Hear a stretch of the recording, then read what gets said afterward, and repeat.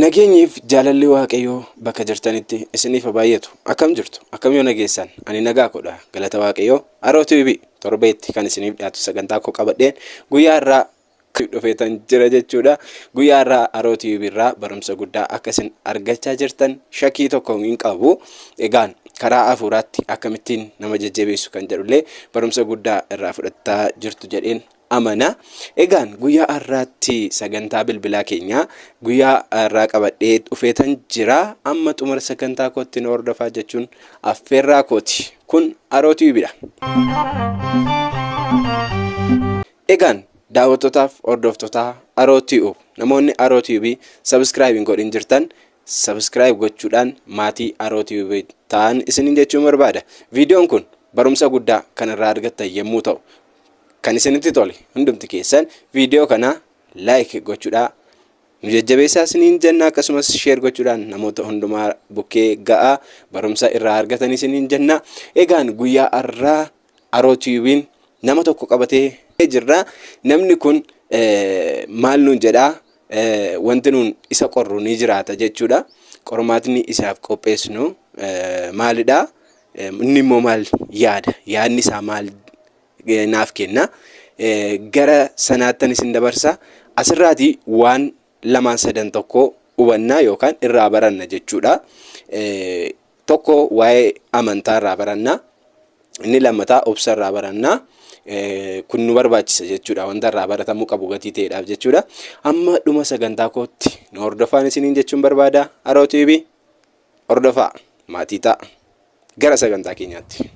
Tole amma daawwattoota keenyaadha. Itti bilbilaa jirra. Waan inni nuun jedhu walumaan dhaggeeffannaa gara obboleessa kootti.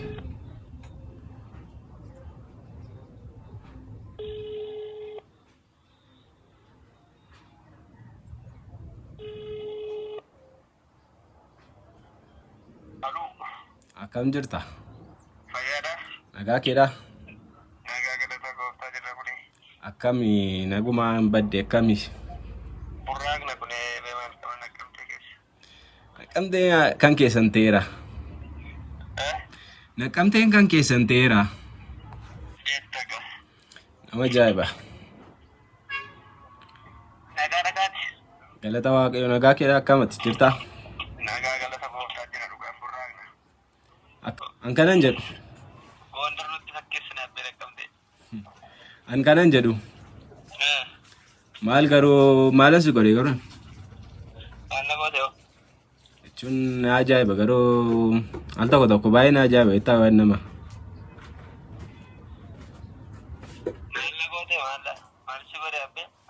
Rakkoon jira? Ay jechuun akka nama tokkootti jecha akkasiin barbaachisu ture beekta. Maaliif hin jedhee araarsa? Maali araarsooni daandii gadhiisuuf jedha noo amantaarraa keera jettee nati namatti haasoftu maalidha garuu? Maal saaddisoo ta'eera siin jedhee? Akkas jedhee namatu natti beektaa miilli akkas jedhee jiran. Ariigaa maqaatu wallee yoo ta'e malee ni dhugaa akkasii hin jenne maalla baay'ee isaa fiddee akkasiin jedhetti garuu. No, ay namarraan dhagee garuu namni natti meesii namuu as duukaa oolu namuu ati beektuudha. Akkas jechuun gaarummaa qabaa yoo ta'e illee daandiitti nama jabeessu malee daandiirra nama haqu. Ani dhugaasaas ta'uu feetumaani waan akkasii sirratti argiyyuuni akkas godhee araarsa jedhee dubbatte ni yaadu. Sirreeffadhu kun sirrii bitee dheelli namatti dubbadda malee waan akkasii hin godhu maaliif akka isaan akkas jedhanis himan immoo beeku waan akkasii namatti dubbadheeru hin qabani. Silaayyuu natti himuu qabda turte utuma ta'eeyyuu natti himuu qabda turte. Amma sikkoo dubbichi dubbii dhugaa irraa fagaattedha waan akkasii isaan firaafte waan oolaa. No maal jechuuni akkasin jedhamu ture kaayee akkan yaadutti silaa natti himteellee akka sirreeffadhu iddoon taanii jirtaa daandiin taanii irra deemaa jirtaa ta'e na gorsuu illee qabda malee akka riyaa tokkotti jechuudha. Malee Baay'een sitti gaddee dhuga. Baay'ee. Yoo nageessa hin gaddool faana turre yoo nageessa digal. Maamlatti himne gaafichi. Mool gasiidha. Ay kaleessan nageen. Ani gaa dhugaasaas tuufane namatti akkas ta'e. Otuma ta'e bituma nammeenyuma kee argee banee araarsa namatti nukkodhani eenyu bakka nama natti kutaana nammeenyuma isaa torratti argeeyyu. Sirreeffadhu itti muufillee yaadha. Sirreessuufillee yaada wal akkanatti namatti dabarseeran waa'ee namaa naasu. Akkasitti akkasitti nattaasaa jirtu immoo beeku gaari. Tarii namichi inni akkas jedhee tattaasee kun immoo nama walitti dhufeenya keenya jibbee hiriyyummaa keenya jibbee ilaalchan taanee nuu qabu ta'uu danda'a namni akkas jedhe kuni. Kanaafiyyuu hin jenne ani hin dubbanne wanta akkasii jechaa jirta akkaati. Ani dhugaa goorgisii damiidha kun goorgisiin arraba koo haaqmoo akkasatti jira. Dhugaa isaas ta'uu kan amma hin dubbanne dhugaa waan akkasii jenne jechuun iyyuu. Ay garuu gaa. Injedhus.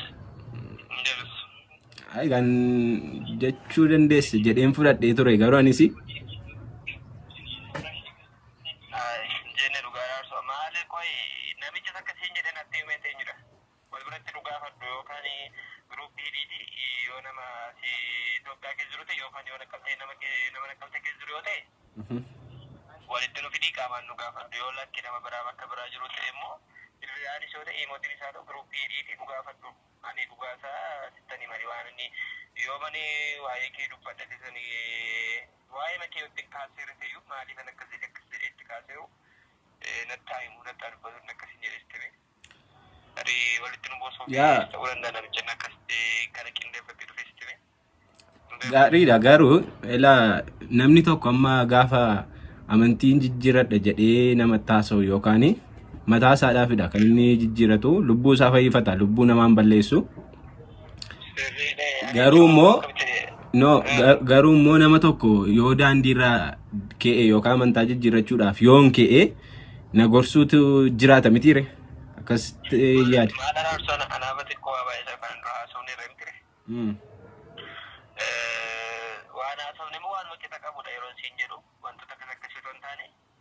No jechuun kiyyaa ani ala amma fakkeenyaaf yoo amantiillee nan jijjiiradha jedhee dubbadhe illee akkan deemuudha moo akkan deebuudhaaf gaarummaa kan qabu dubbachuudhaaf jechuudha kamtu gaarii jettee yaaddate.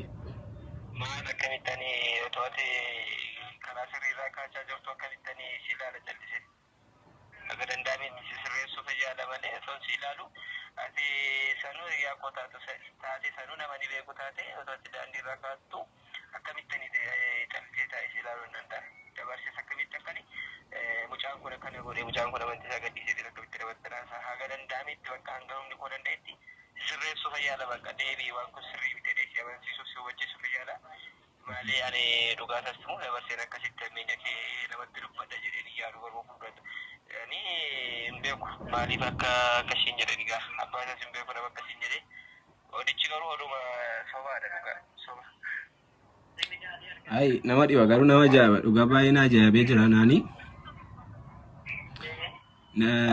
Ati akkas jette jedhee akkas jette jedhee yaadeen beeku beektaan yeroo koo keessatti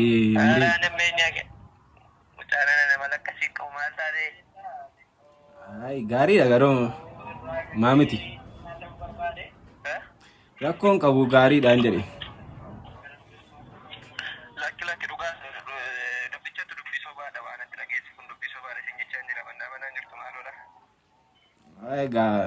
Ta'uu danda'a garuu kan beekamus.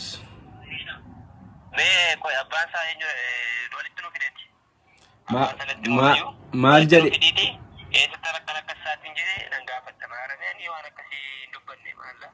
Jechuun maal jedhee walitti si fidan maal jedhee maal godhee? Jedhee siin jedhee miti ree?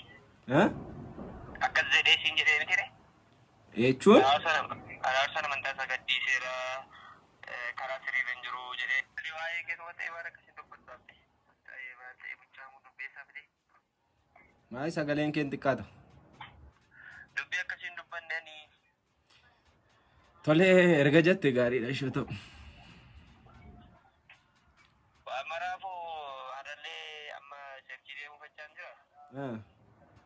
Borooda garee haasofna dubbii kana isaa akka fiddes natti hidda sirriitti. Ay wanta kana boodallee wanta naasa'u qabaa yeroo. Kana boodallee wanta naasa'u hin qabu. Maal jechuudha saduqa oduu namaa dhageessa kana hiriyyummaan kee kana laale ta'a. Mufadheeraan baay'ee mufadhee gatii jiruufidhaa fi namni akka jecha akkasii naan jedhuun qabu na gorsee na deebisuullee qaba jedhee yaada ture.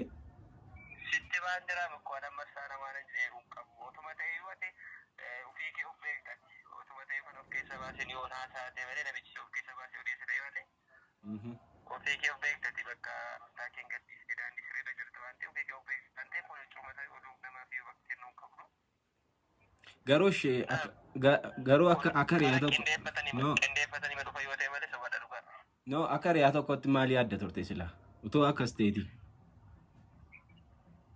Ani dhugaa sastimuu fi ammatoo ati waan akkasii keessa galtee jiraattee bakka jira bitire otoo natti ni miidhi otoo anaan na barbaachisini waan akkasii keessa too galtee haga danda'ametti sababa akkas ittiin gooteef sin gaafadha. Sababni immoo bakka amantaa keenya kana kan nuti fudhanne immoo sababaan miti beekte bitire otoo hin beekin guyyaa 40 guyyaa 80 amantaa keenya kana fudhanne sababaan miti jechuu barbaade. Nah, sababaan amantaa keenya gadhiisuun sirrii miti. Otuma sababaan ta'e sababaan argan taane immoo gadhiiste taanaan amantaa kana araarsa kottu kun sirrii miti. Waa'ee amantaa kanaa hin beekta, waa'ee amantaa kanaa icciitii mana amantaa kanaa hin beekta, icciitii mana amantaa kanaa ofii kee barsiisuu nama biraa barsiisaa oolta. Yeroo akkasitti ofii keetti daandii irraa kaattu ijoollonni si dudduuba jiran anuma hiriyaa kee fudhu ijoollonni si dudduuba jiran ijoollota itti barsiistu isaanii barumsa akkamiidha addaati jiru amantaa kana gadhiiste deemtu. Sana darbee namoonni si dudduuba si ilaalan jiru. Sana darbees immoo ofuma keessa immoo bakka jireenya bara baraa gadhiiste jiran ta'e jireenya isaa lafa kanaa miti kan nuti amma mana amantaa fi tawaahidoo keessa argannu jechuudha. Jireenya bara baraa arganne illee ture deebina. Isa sana dhiiste garantaan ittiin deemine sin deebisa malee sin gorsa malee dhugaa tumatee hamaa gootee fakkeenyaaf amma yeroo kanatti amma wantoonni nama baay'atanii jiran nama taasisa ta'uu danda'e. Otoo ammatti bakka amantaan gara biraatti jiraachuu dhiiste tumatti bakka gara taasisa sanaatti harkifattee iyyuu araarsoon akkasii dheedhee namatti dabarsee haasa'uu oolanii maaliif qaamaanis si argachuu danda'a bira jirta bilbilaanis si argachuu danda'a bira jirta bakka akka garaa kotti argachuu waan danda'u bakkuma tokkotti waamee waan kana sittanaasa sittani mana si gorsa malee obbolummaatti akka hiyyummaatti si gorsa malee ni waan akkasii dabarsee raasaa yaaduu kanaati oduun kun oduu sobaadha. Qindeeffatanii dhufan ta'uu danda'a jira mitiire keenyi baranan tolletti maal gooteedha kanadha nama ko. Galatoomii ulfaadhu garuu waan hundumaaf galatoomii siin jedha. Galatoomii miti qaama boroo dhagarraa si jechaan jira malee. Jechuun kana booda waan si argu natti fakkaatu. Qo'ee dhugaa jiru nu battu asii dura baanii bariifatta bariifachuun gaarii miti. Jechuun baay'ee gatiin gaddee jiruuf ta'uu danda'a. Eshi namicha faana walitti nu fidiiti namicha akkasiin jedhe faana walitti nu fidiiti na gaafadhu. Tarii dhugaasaa ta'uu danda'a tarii sobasaa ta'uu danda'a. Maaliifama piraankeedha namni sobanii naafsiitii walitti buusuufis akkasii jiru ta'uu danda'a piraankeedhani. Maal garuu gaa piraankii kana irratti qoosa maaree piraankiin? Inni akkuma mana inni naa galeera garuu amma jedhanii piraankeedhani namaaf namallee walitti buusaa ooluu bakka wantoota garaagaraatu godhama oola waan ta'eef oduu akkasii dhageessee akka irratti qabamtu barbaadu. Dhugaa jiru adda baafadhu dura namicha faana walitti nu fidiitii na gaafadhu waan jiru. Tolee rakkoon qaba. Ta'uu danda'a na tammoo hubatte kun akkasii. Rakkoon qaba walitti si fidaati. Rakkoon qabu. Rakkoon qabu bilbilaanis yoo ta'e hiimootnis yoo ta'e walitti nu fidii giruuppii haasofne rakkoon qaba gadi. Qaamumaan walitti si fida bakka. Amma Qaamumaan walitti si fida. amma walitti si fida fidii rakkoon qabu jedhi hiimootiin Karaa bilbilaa yookiin karaa qaamaan jechuudha. jedha bilbilaan fidii qaamaan immoo amma sa'aatii kana akkatti arguun qabu kan charchi deeman jira shinchaan jira sagantaa qaba. Ishi siifan bilbilaa ta'u ishii waan hundumaaf iyyuu galatoomi. Haa ta'u sin eega. Walumaa galatti immoo piraankii taatetta. Akkasii.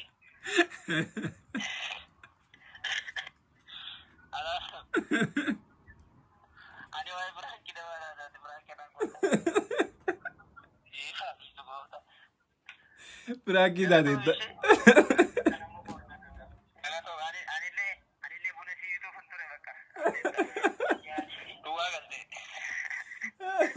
Pranki taate to'aa beeku.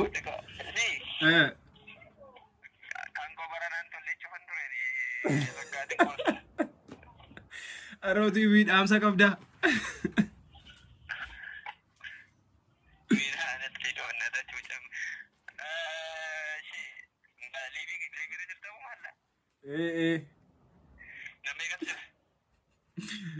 Dubbadhu yaada qabdu dubbadhu dafi. Miira sitti dhagahame duuka.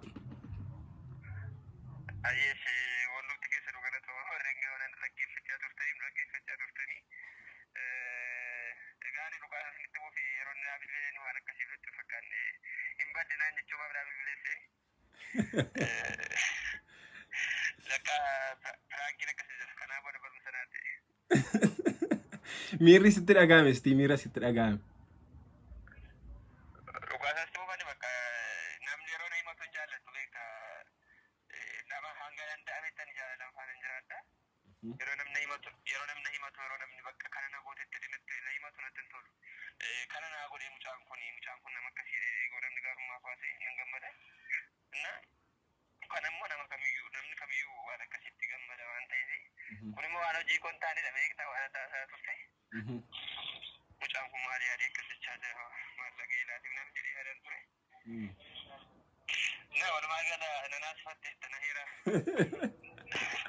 Pranki si godhadheera jechuudha miti?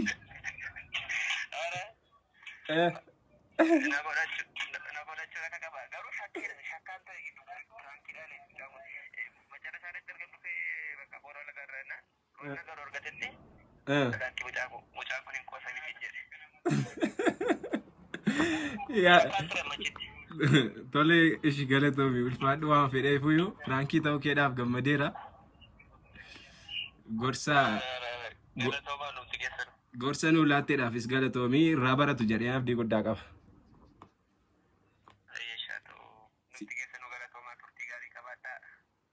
Tolee hordoftootaa fi daawwattoota Arootii walitti deebineeti jirra. Egaan guyyaa har'aa piraankii ajaa'ibaa ta'e piraankii miidhagaa kan barumsa irraa argannudha. Tokko as keessatti obboleessa keenya gaafan piraankii godhu hin beeku waa tokko iyyuu hin beeku. Akkuma inni dubbate baay'ee rifadheen jira jedhee rifateetu kan inni jiru jechuudha. Jechuun yaada akkasii gaafa wanta akkasii namatti dubbatamu dhugaadha namni kamiyyuu ni rifata jechuudha. Akkamitti jecha akkasii naan jechuu danda'a. Keessumatti immoo amantaa irrattidha wanta ta'eef abaluun amantaa jijjiirrate gaafa jettee nama taasoftu namni yaada sanaan makameetu namni yoo akka naan jechaadha kan isna amantii jijjiirradha jechuu danda'a beekta. Kanaaf iyyuu namarratti waa'ee namaa naaseena hin barbaachisu. Waa'ee namaa haasa'u waa'ee namaa dubbachuun sin barbaachisu bakka. Kanaaf iyyuu maal ta'uudha yoo dandeesse nama sana gorsitee deebisuu, daandeetti jabeessuu, gorsa kennuufi kan barbaachisu kanadha malee akka inni badee hafu gochuun nurra hin jiraatu. Yookaan namni kun akka inni nutti qabamee nutti haaree nutti mufatee nu jibbu ta'uu hin qabaatu jechuudha. Akka inni nu jaallatee jaalalaan waliin jiraannu ta'utu irra jiraata. Gorsatu barbaachisa malee wal ceephoo wal arrabsiisuun hin barbaachisu. Barumsa guddaa akka irraa argattan abdii guddaa tan qabaa. Obboleessa koo naaf mijatee naaf raawwatee jira jechuudha. Dhugaa dubbachuuf taanaan naaf hin milkaa'u jedhee yaaddaa ture. Piraankiin koo naaf milkaa'eera. Ulfaadhaa galatoomaa Aroo TV yeroo hundumaatti hordofaa jaalladhaa. Subscribe gochuus hin dagatinaa. Viidiyoo kana immoo like godhaa. Akkasumas namoonni Aroo TV maatiin ta'in jirtan maatii ta'atii hordofaan isinii jechuun barbaada.